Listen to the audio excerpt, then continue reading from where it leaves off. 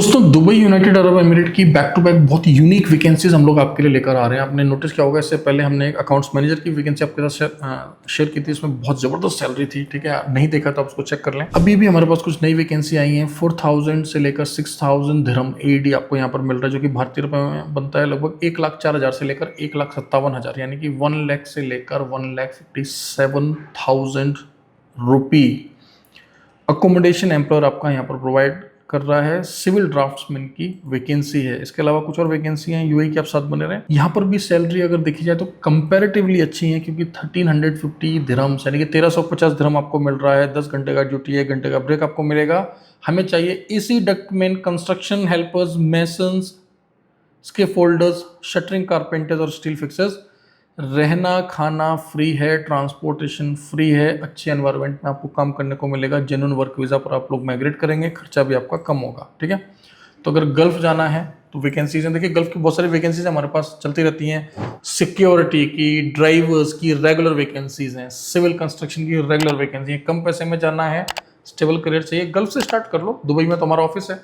1 साल 2 साल काम करो, वहाँ से फिर आगे माइग्रेट कर लेना अच्छे देश में। किसी अच्छे से, मतलब गल्फ भी बहुत अच्छा है, दुबई बेहतरीन कंट्री है। मेरा दूसरा घर है दुबई यूनाइटेड अरब एमिरेट। लेकिन अब क्योंकि हमारे भारतीय भाई जो हैं, नेपाली भाई हैं, इनका लॉन्ग टर्म में ये रहता है कि किसी ऐसे देश में जाए जहाँ PR वगैरह मिल जाए। तो आपको पता है गल्फ में बस PR नहीं मिलता है ना, एक ये माइनस पॉइंट है। तो यूरोप में आपको PR मिल जाता है। तो आप बिल्कुल ये ना सोचें कि आज पैसा नहीं है तो जाऊँगा तो यूरोप जाऊँगा, इस तरह की मानसिकता बिल्कुल ना अपनाएं। आज भी गल्फ के देश उतने ही अच्छे जितने पहले थे। हाँ, बीच में जो ये आपको पता ही है, बीच में जो ये स्ट्रगल रही ईरान का, इसराइल का, US का जो इशू रहा, उसकी वजह से थोड़े से कॉन्फ्लिक्ट जो रहे, थोड़ी सी प्रॉब्लम्स आई, चैलेंजेस रहे। बट ये जितना हमें लगता है उतना बड़ा इशू नहीं है। माइग्रेशन वहाँ पर हो रहा है, काम चल रहा है, फ्लाइट्स आ रही हैं, जा रही हैं। देखिए, कभी भी कहीं पर किसी प्रकार का चैलेंज होगा तो भारत सरकार है हमारा ध्यान रखने के लिए।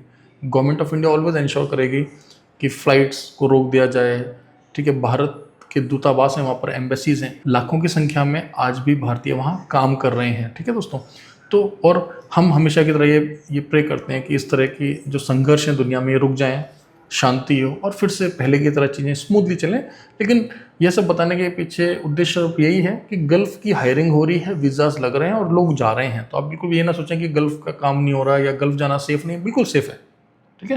हर तरह का जो है ध्यान रखा जा रहा है हर स्तर पे। और हमेशा आप लोगों को पता ही है, हमेशा वर्क वीज़ास पर आप लोग जाते हैं तो एम्प्लॉयर और आपके बीच में या कंसल्टेंसी की तरफ से कुछ दिक्कत नहीं होने वाली। जो ये रीजनल वॉर है, रीजनल कॉन्फ्लिक्ट है, उससे संबंधित कोई, देखिए, इन कामों पर कोई इम्पैक्ट नहीं पड़ता। सिविल कंस्ट्रक्शन, इन कामों पर क्या फ़र्क पड़ेगा। हाँ, थोड़ा सा टूरिज्म डाउन हो जाता है, कुछ पर्टिकुलर सेक्टर्स होते हैं जिन पर थोड़ा इम्पैक्ट ज़्यादा पड़ता है। बाकी के सेक्टर्स पर ऐसा कोई इम्पैक्ट इतना नहीं देखने को मिल रहा है, ठीक है दोस्तों। So thank you very much, all the best.